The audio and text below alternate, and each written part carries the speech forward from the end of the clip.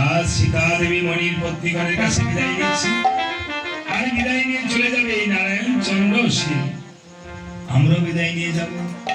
সীতা দেবী বনের মণিপত্নীগণের কাছে যাচ্ছে, হে মণিপত্নীগণ, আমার প্রভু আদেশ করেছে আমাকে অযোধ্যায় যেতে হবে। তবে এই বিদায় হতে পারে আপনাদের সাথে শেষ বিদায়। হে মণিপত্নীগণ, আমিও আজকে বিদায় নিয়ে যাব। আর বিদায় নিয়ে যাবে এই নারায়ণ এবং রাস্তি এতক্ষণ আমাদের মাঝে ছিল। এই যে বিদায় 1 বছর থাকবে, বায়ুমণ্ডলে আহার বিহার করবে। তাই সীতা দেবী বিদায় নিচ্ছে মণিপত্নীগণের কাছে, আর বলছে, ওগো মণিপত্নীগণ, তোমরা ভালো থেকো, আমার জন্য আশীর্বাদ করিও।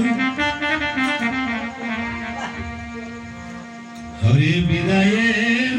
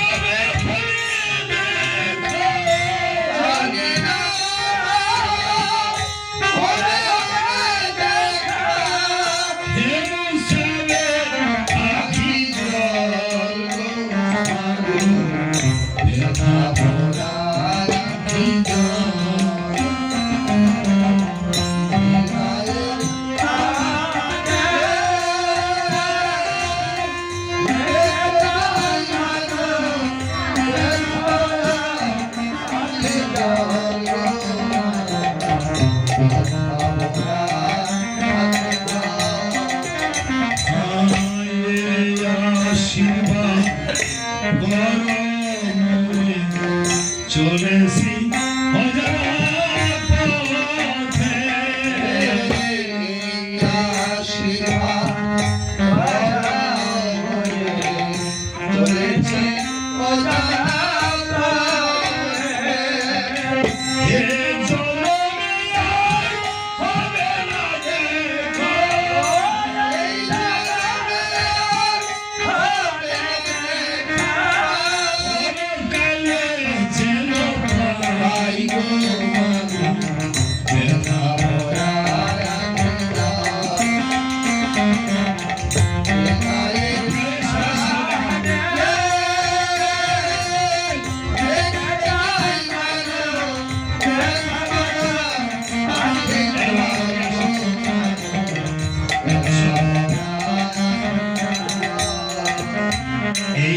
সীতা দেবী বিদায় নিচ্ছে। তোমার কি হয় মা? ঠাকুরের কাছে আমাকে মা, ঠাকুরের কাছে তো নাম দেখছি কাছে মাটা, যাও প্রণাম করো মা। এই জগতে এই মেয়েটা কি হয়? জেঠু হয় না? জেঠু জন্য কাঁদছে দাঁড়িয়ে দাঁড়িয়ে। এটাই তো লেখাপড়া করে তো না, স্বামী মারা গেছে, 2টা বাচ্চা আছে। ও আরে 2টা সন্তান আছে। বয়স কত হয়েছে সন্তান? ঘুমাই গেছিলেন না? লেখাপড়া করে। ও মা দাঁড়াও, আমি যেন জানি না আমার সেই গুরুদেবের হয়তো কৃপায়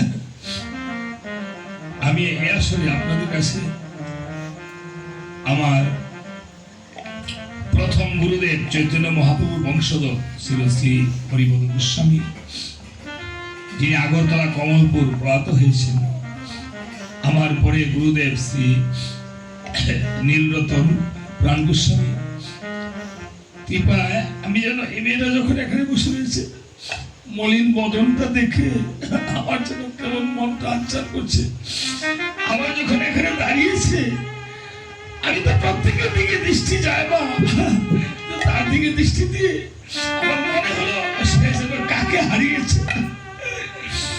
এই জন্য আমি কাউকে সমস্যা কোনো মেয়েদেরকে মায়েদেরকে ডেকে আনি না, আসলে আমি তাকে ডেকে আনছি। আমি বুঝতে পারছি সে একটা কিছু এই জীবনে হারাইছে, সে যাকে হারিয়েছে এই জগতে হারানো ব্যথা আর ফিরে পাওয়া যায় না। সবাই তার জন্য আশীর্বাদ করবেন বাবা, নিয়ে রাখো।